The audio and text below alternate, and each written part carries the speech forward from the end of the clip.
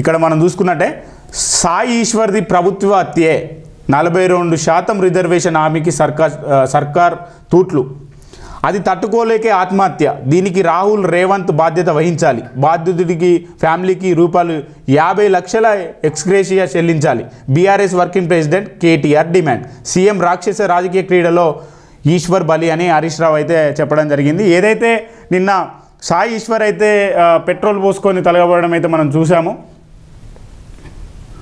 ఏదేమైనా కానీ తెలంగాణ రాష్ట్రంలో పోరాడి సాధించుకున్నటువంటి తెలంగాణలో ఎన్నో ఆత్మహత్యల బలిదానాల తర్వాత తెచ్చుకున్నటువంటి తెలంగాణలో మళ్ళీ ఆత్మహత్యలు ఏదైతే మొదలు కావడం చాలా బాధాకరమైన విషయము. ఏదైనా ఉంటే ఇక ఈ భవిష్యత్తులో ఏదైనా ఉంటే ఖచ్చితంగా పోరాడదాం, కలిసికట్టుగా పోరాడదాం, ఖచ్చితంగా 42% రిజర్వేషన్ సాధించుకుందాం.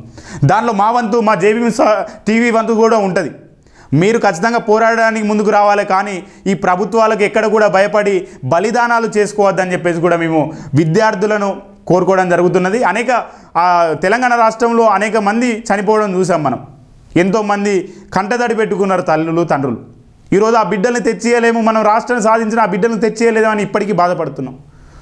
42% రిజర్వేషన్ ఏదైతే ఉన్నదో వాళ్ళు ఇవ్వకపోతే రేపు రాష్ట్రాన్ని మనమే వెళ్దాం, బీసీనో లేకుంటే ఎస్సీనో లేకపోతే మైనార్టీలకు సంబంధించినటువంటి బీసీ ఎస్సీ ఎస్టీ మైనార్టీలకు సంబంధించినటువంటి అనేక మంది నాయకులంతా ఒక తాటి మీదకి వచ్చి రేపు రాష్ట్రాన్ని మన చేతిలో ఉంటే ఈ 42% మనమే సాధించుకోవచ్చు, ఆ కేంద్రం మెడలు వంచవచ్చు. నాడు ఎట్లయితే కేంద్రంలో ఉన్నటువంటి కాంగ్రెస్ మెడలు వంచి తెలంగాణ రాష్ట్రాన్ని సాధించడమో ఈరోజు బీజేపీ ఏదైతే ఉన్నదో 42%కి వాళ్ళు సహకరించకపోతే రేపు మనం తెలంగాణలో అధికారం సాధించి తర్వాత సాధించుకుందాం. కానీ మీ ఆత్మ బలిదానాలు ఏదైతే ఉన్నాయో మీ ప్రాణాన్ని అయితే తెచ్చి ఇవ్వలేరు. కాబట్టి మీ తల్లిదండ్రులకు ఒక దుఃఖాన్ని మిగిలించకుండా, వాళ్ళకు ఒక బాధను మిగిలించకుండా ఏదైతే నిర్ణయాలు తీసుకోవాలి. ఈరోజు ఆత్మ బలిదానాల వల్ల మన ఫ్యామిలీ, మన కుటుంబం ఎంత బాధపడతారో కూడా మనం ఒకసారి అర్థం చేసుకోవాలని చెప్పేసి కూడా కోరుకొని పూర్తి వార్త చదివే ప్రయత్నం చేద్దాం. సాయి ఈశ్వర్ది ప్రభుత్వ హత్యే 42% రిజర్వేషన్ హామీకి సర్కార్ తూట్లు, అది తట్టుకోలేక ఆత్మహత్య, దీనికి రాహుల్ రేవంత్ రెడ్డి బాధ్యత వహించాలి, బాధ్యత ఫ్యామిలీకి రూపాయలు 50 లక్షల ఎక్స్గ్రేషియా చెల్లించాలి, BRS working president KTR demand, CM రాక్షస రాజకీయ క్రీడలో ఈశ్వర్ బలి హరీష్ రావు. బీసీ రిజర్వేషన్ల పేరిట సీఎం రేవంత్ రెడ్డి చేసిన మోసానికి సాయి ఈశ్వర్ నిండు ప్రాణం బలైంది, కేటీఆర్ అన్నారు.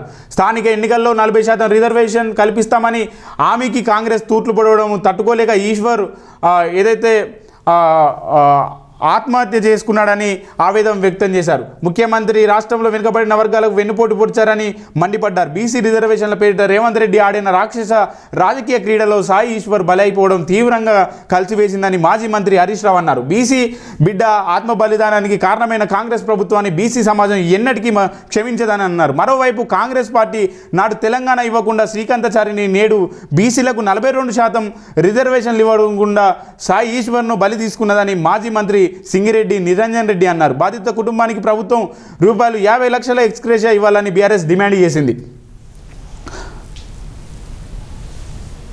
బీసీలపై ప్రభుత్వం అన్యాయానికి తార్కాణం బీజేపీ చీఫ్ రామచంద్రరావు.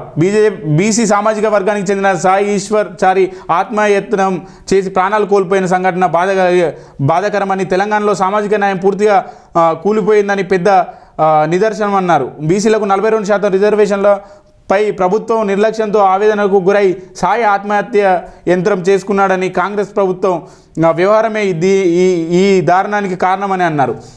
దీనికి రాష్ట్ర సర్కారు రేవంత్ రెడ్డి బాధ్యత వహించాలని చెప్పేసి కూడా చెప్పడం అయితే జరిగింది. ఇక మరోవైపు చూసుకుంటే సాయి మరణం ప్రభుత్వ హత్య అని చెప్పేసి బీసీ పొలిటికల్ ఫ్రంట్ అయితే చెప్పడం జరిగింది.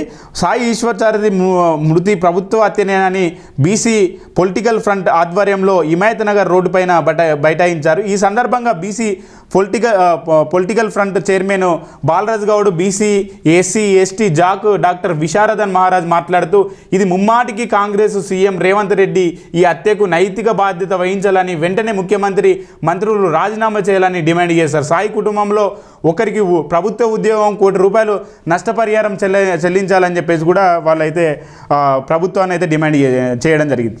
ఏదైతే వాస్తవానికి మనం ఒకసారి చూసుకున్నట్లయితే ఏదైతే 42% రిజర్వేషన్లు తీసుకొస్తామో 42% రిజర్వేషన్లు ఇస్తామని చెప్పేసి కాంగ్రెస్ ప్రభుత్వం ఏదైతే చెప్పిందో మరి అది ఆ 42% ఒకవైపు ఇక్కడ వీళ్ళు 42% ఇస్తామని చెప్పేసి కేంద్రం పైన నెడుతున్నారు. అసలు కేంద్రాన్ని ఈ రోజు వరకు కేంద్రం దగ్గరికి ఎన్నిసార్లు పోయి బీజేపీ మంత్రులు అయినా బీజేపీకి సంబంధించినటువంటి ఈ ఎంపీలైనా ఎన్నిసార్లు పార్లమెంట్లో ఈ అంశంపైన చర్చకు తీసుకొచ్చారు?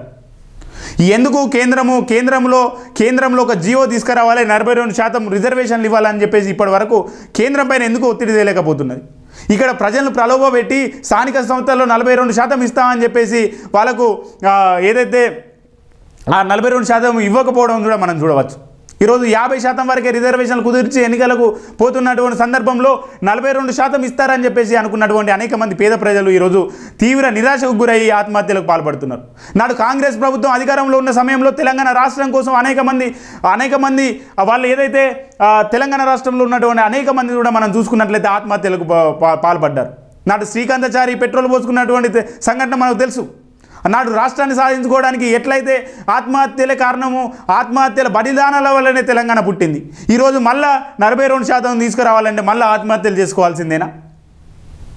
సాధించుకున్నటువంటి తెలంగాణలో, అధికారం తెచ్చుకున్నటువంటి తెలంగాణలో మన బిడ్డలు చనిపోవద్దనే కదా ఈరోజు మన బిడ్డలు మళ్ళీ ప్రాణదానాలు ఏదైతే హత్యలకు గురవుతున్నారు, ఆత్మహత్యలకు గురవుతున్నారు అని అంటే దానికి ముమ్మాటికి ప్రభుత్వమే కారణము.